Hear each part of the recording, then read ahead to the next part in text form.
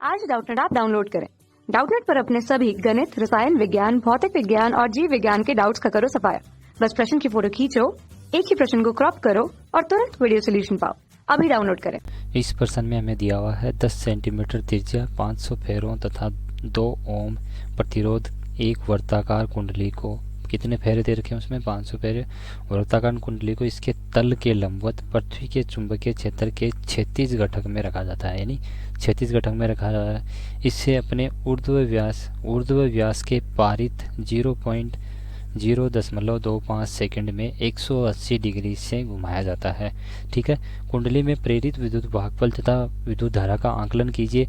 यदि दिए गए चुंबकीय क्षेत्र में क्षैतिज घटक का मान b बराबर हमें दे रखा है कितना, 10 की पावर -3 गुणा 10 की पावर -5 टेस्ला। तो पहले हम यहाँ पे जो मान दिए हुए हैं वो हम यहाँ पे लिख देते हैं। तो हमें त्रिज्या बराबर दे रखा है यहाँ पे 10 सेंटीमीटर।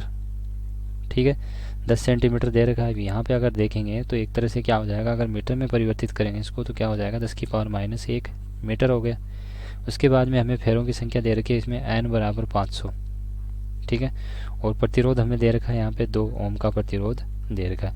उसके बाद में दे रखा है समय, कितने समय में, यानी 0 यानी dt हमें दे रखा है एक तरह से, जो परिवर्तन है समय वाला वो कितना है 0.25 सेकेंड। और इसको कितने डिग्री तक घुमाया जाता है, 180 डिग्री पर। और बी का मान हमें, यानी चुंबकीय क्षेत्र का मान यहाँ पे दे रखा है 3 गुणा 10 की पावर -5 टेस्ला। ठीक है, अब यहाँ पे अगर देखते हैं, पहले कोई कुंडली थी हमारे पास इस तरह से, और इसमें फेरों की संख्या कितनी है, इसमें फेरों की संख्या हमें दे रखी है कि 500 फेरे हैं। ठीक है, अब इसमें चुंबकीय क्षेत्र की दिशा इधर मान लेते हैं। ठीक है, एक तरह से ये क्या थी, हमारी चुंबकीय क्षेत्र की दिशा क्षैतिज घटक में इधर थी। अब इसका अगर यहाँ पे अभिलंब अगर हम लिखना चाहेंगे तो अभिलंब किधर हो जाएगा, इसका अभिलंब इस इधर की तरफ होगा एक तरह से।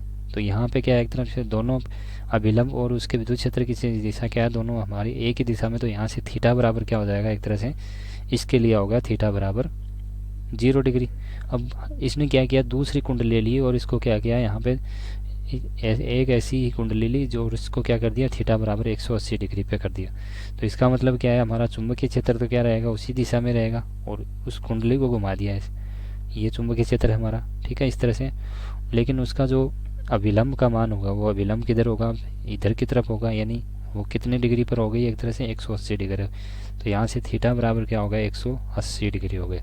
ये हमारी चुंबकीय क्षेत्र की दिशा है, और ये क्या है, यहाँ पे अभिलंब है इसका, ये इसका अभिलंब। तो दोनों आपस में यहाँ पे थीटा बराबर क्या होगा, एक तरह से 180 डिग्री।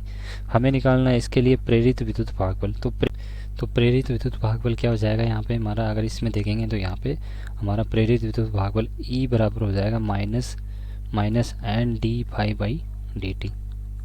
ठीक है, n/d⁵/dt होगा। और यहाँ पे अगर d⁵ को अगर लिख देते हैं हम, क्या अगर इस तरह से लिख देंगे -n⁵2 -⁵1 बट्टा क्या हो जाएगा यहाँ पे dt। ये dt टाइम हमें दे रखा है 0.25 सेकंड। और ∅2 क्या है, ∅1 क्या है, तो ∅1 होगा, मान लेते हैं इस टाइम पे 0 डिग्री पे इसका फ्लक्स, और ∅2 क्या हो जाएगा यहाँ पे 180 डिग्री पे कितना फ्लक्स है वो होगा। यानी फ्लक्स में जो परिवर्तन होगा वही हमारी एक तरह से यहाँ पे EMF परिवर्तित EMF विद्युत भागबल बनाने में काम करेगा। ठीक है, तो यहाँ से अगर n का मान क्या है हमारा, अगर पहले फाई बराबर क्या होता है हमारा, यहाँ से BA cos theta, BA cos theta हो जाएगा। ठीक है, अब यहाँ से अगर देखेंगे तो पहले इसके लिए अगर निकालेंगे तो cos थीटा 2 हो जाएगा, और इसके लिए हो जाएगा हमारा cos थीटा 1। ठीक है, तो यहाँ से अगर इसमें मान रखते हैं तो ये हो जाएगा n BA और cos theta 2 minus cos theta 1